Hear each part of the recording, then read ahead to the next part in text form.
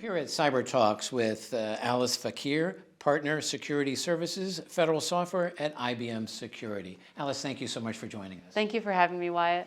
I'd like to start by asking, where has your organization made seemingly the greatest progress over the past year in helping to address things like IT modernization and cybersecurity? IT modernization and cybersecurity are at the forefront of IBM's investments. I think the reality of the executive order and the ability to meet the demand and the need in the private sector as well as the public sector is something that we recognized as a company and defined some strategic direction in the acquisition of Red Hat so that we've identified hybrid cloud.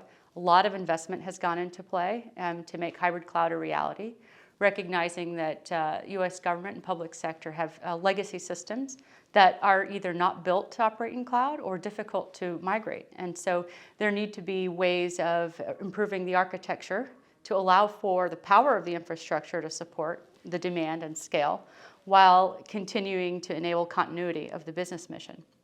I think the other areas around cybersecurity continue to grow, especially on the heels of zero trust. I know we've talked a lot about the executive order. IBM has made headway in developing turnkey solutions in the SIEM space. You've heard of QRadar.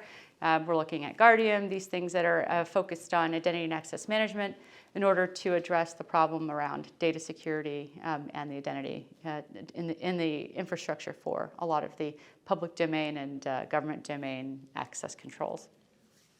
Terrific. And then talk to me a little bit about some of the top IT investment priorities at IBM or IBM Security in particular as we head into this new year. This is something that excites me, not just as a citizen of this country and an employee of IBM, but also a practitioner of cybersecurity. I think a lot of people don't recognize the fact that our domestic resilience is highly dependent on our ability to establish a secure infrastructure.